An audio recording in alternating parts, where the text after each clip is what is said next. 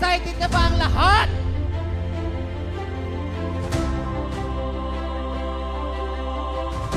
Bakit ang ating CEO mo, Ma'am A.B. Piña-Flor!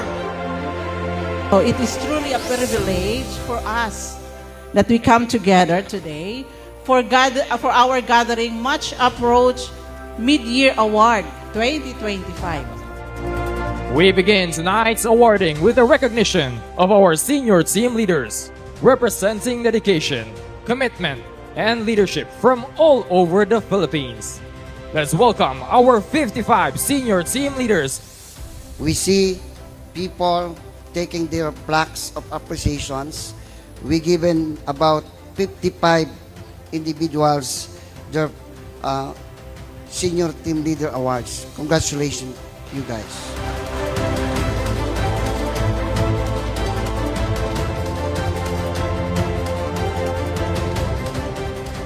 As your Chief of Finance, I see firsthand how your dedication translate into results.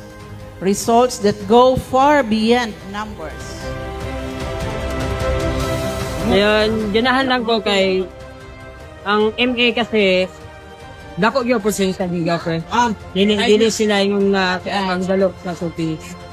That's why na ako director.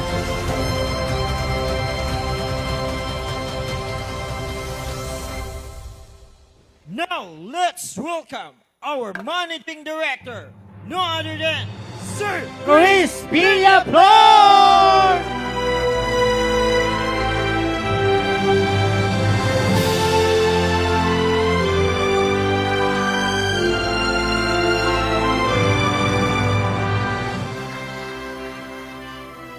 Tonight, we witness how to recognize all your hard work and effort.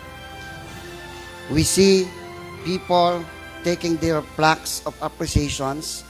We given about 55 individuals their senior team leader awards. Congratulations, you guys. Una-una, pasalamatan po na ako si Ma'am Jessa, Ma'am, Sir J. Lord, Sir Chris, Ma'am Epe, Sir Jem, Espesyalito, all managers nga natin sa tubangan karon. Dagan po kong pasalamat sa Much Approach kay nga naman tinuod ng ingon ni Ma'am Jessa. 8 months nakuha na ko ang owner manager. 5 Top Sales Distributor Award. 5 Top Sales Offices Award. And 12 New Owner. And 1 Rookie Manager of the Year.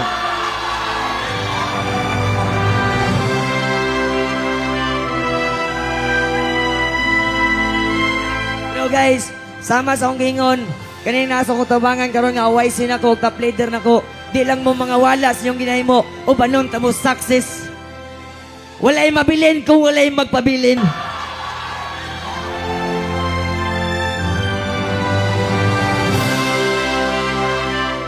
Behind every achievement, our countless hours of effort, collaboration, determination, that tonight we celebrate our Mid-Year Award 2025.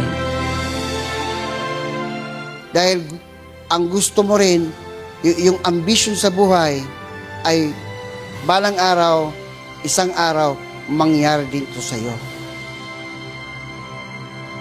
Tonight we honor those who had pushed boundaries, who choose to rise above the challenges, and who continue to remind us of what's possible when we give our best.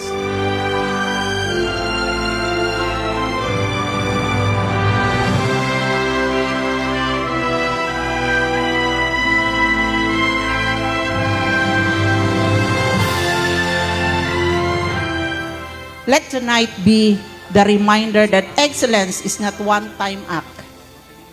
It is a habit, a mindset, and a commitment to growth.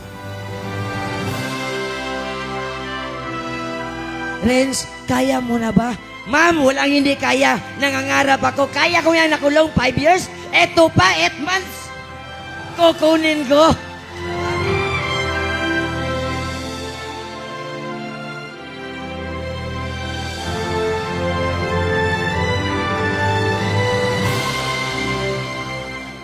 Okay. All right.